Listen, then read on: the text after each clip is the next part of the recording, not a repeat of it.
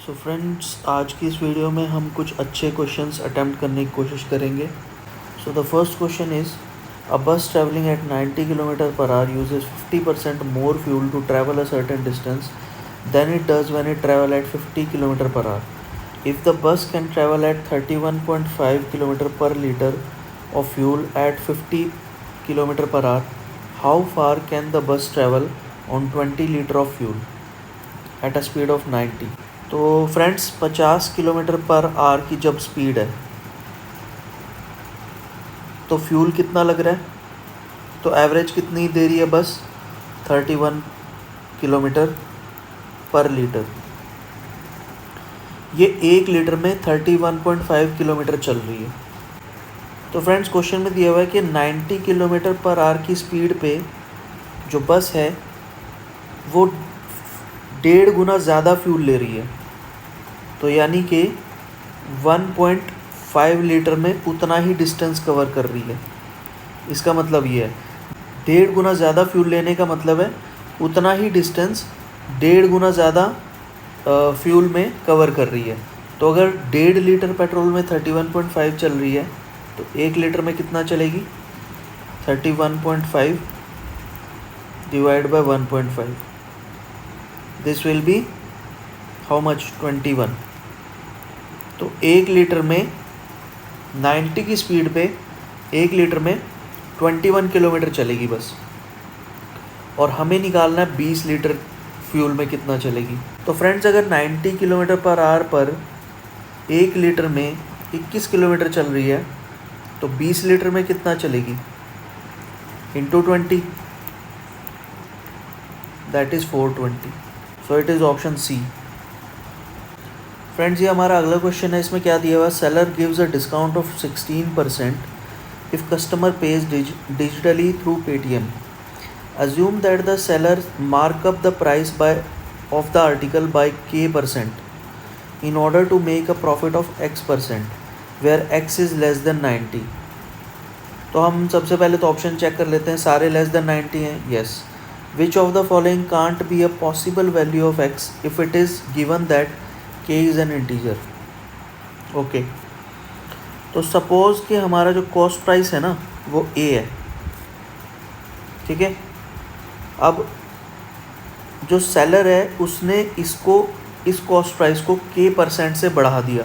तो K% से बढ़ाने का क्या मतलब है, हमारा मार्क प्राइस क्या हो जाएगा, A इंटू 1 प्लस K/100।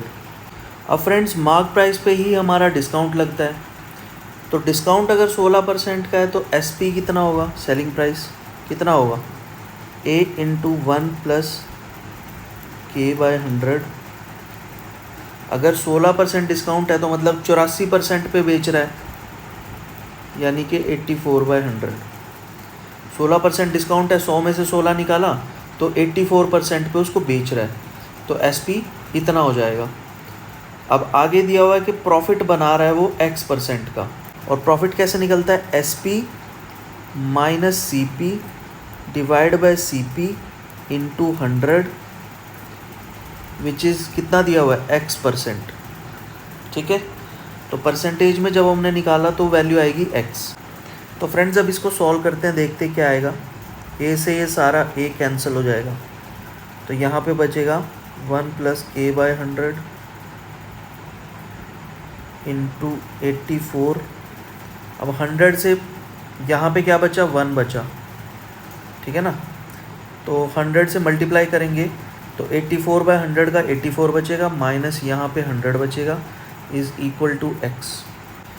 यहाँ से कितना आएगा, 1 plus K/100 84 is equal to 100 plus X। इसको हम फर्दर सॉल्व करेंगे, ये आएगा 1 plus K/100 100 plus X by 84, K/100 100 plus X by 84 minus 1, K/100 16 plus X, LCM लेंगे 16 प्लस X आएगा ऊपर, divide by 84, K 16 plus X by 84 into 100। अब friends question क्या बोल रहा है कि कौन सी ऐसी ऑप्शंस में से वैल्यू है जो x की नहीं हो सकती अगर k एक इंटीजर है। k को इंटीजर बनाना है हमें, तो सारे ऑप्शन ट्राई करके देखो, x की वैल्यूज़ पुट करके देखो, जो हमारा एक्सप्रेशन आया लास्ट में उसमें x की वैल्यूज़ पुट करके देखो और देखो k की वैल्यू कहाँ पे इंटीजर नहीं आ रही है। तो हमारे ऑप्शंस कौन से हैं? 26, 76, 47, 68। तो हमारे ऑप्शंस है 26, 76, 47, 68।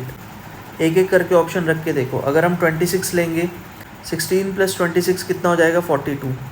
42 बाई 84 इंटू 100, तो ये आएगा 50। एक इंटीजर है तो x की ये वैल्यू हो सकती है। 76 रख के देखो, 76 प्लस 16 वी हैव कितना? 76 प्लस 16 इज़ 92 बाई 84 इंटू 100। 4 से 21 पे जाएगा, 4 2 जा 8, 4 3 जा 12। तो अब ये देखो 76 पे जो वैल्यू आ रही है ना, वो हमारी इंटीजर वैल्यू नहीं आ रही, क्योंकि 23 और 21 आपस में डिवाइड ही नहीं हो पाएंगे। ठीक है, तो 76 हमारा आंसर हो सकता है। वैसे यही होगा आंसर 76, बट फिर भी हम अगले ऑप्शंस चेक करके देख लेते हैं। वैसे 76 आंसर है। अगला ऑप्शन 47 है, 47 ऐड करो 16 के साथ, तो ये आएगा हमारा 63 डिवाइड बाई 84 इंटू 100। 4 से 21 पे जाएगा, ये 25 पे जाएगा और 21 से 3 पे चला जाएगा, तो 75।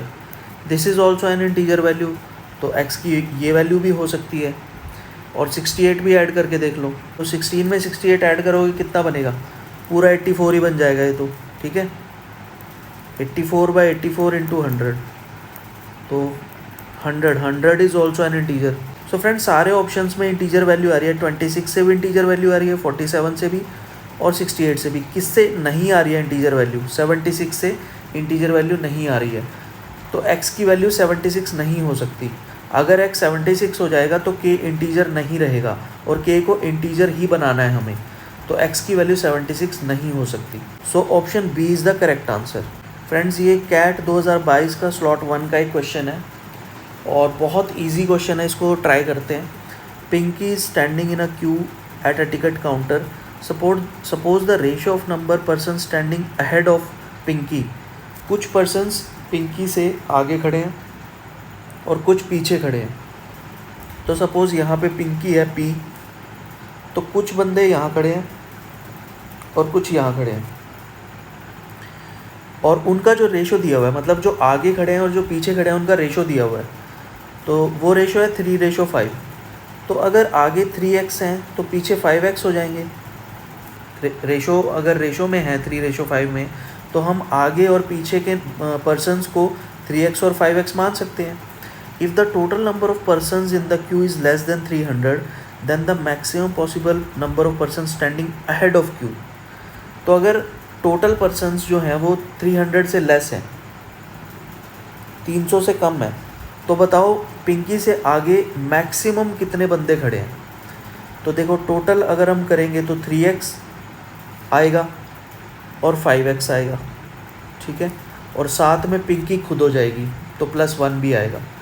ये टोटल हो गया जितने पर्सन्स क्यू में खड़े हैं। ये 300 से कम है।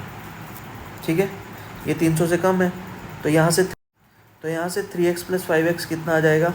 8x। +1 उधर जाके माइनस हो जाएगा, तो ये आएगा 299। तो जो हमारी x की वैल्यू है वो कितनी हो सकती है? 299 डिवाइड बाई 8। दैट इज़, इसको हम करेंगे तो ये आएगा 8 8 3 ज़ा 24, 59 8 7 ज़ा 56 पॉइंट समथिंग। तो मतलब x की वैल्यू ज़्यादा से ज़्यादा कितनी हो सकती है? Maximum possible value of x, क्योंकि x जो है वो 37 पॉइंट समथिंग से छोटा है। ये आएगा 37.56, 30 आएगा तो 8 लगभग 37.4 आएगा। ठीक है, तो 37.4 से छोटी होनी चाहिए x की वैल्यू, तो मैक्सिमम x कितना हो सकता है? 37 हो सकता है। ठीक है, अगर मैक्सिमम x 37 हो सकता है तो पिंकी से आगे कितने खड़े हैं 3x, और हमें इसकी मैक्सिमम पॉसिबल वैल्यू बतानी है तो x मैक्सिमम कितना है 37। इसका मतलब मैक्सिमम पर्सन कितने हो सकते हैं पिंकी से आगे 3 इंटू 37 दैट इज़ 111। ठीक है, तो इसका आंसर होगा 111। सो फ्रेंड्स ये एक टीटा क्वेश्चन था। ठीक है, सो इसका आंसर होगा 111 करेक्ट आंसर। फ्रेंड्स ये भी मैंने कैट 2022 से एक स्लॉट 1 से क्वेश्चन लिया है और इसको ट्राई करते हैं। Trapezium ABCD has side AD parallel to BC, BAD is 90, BC is 3, AD is 8.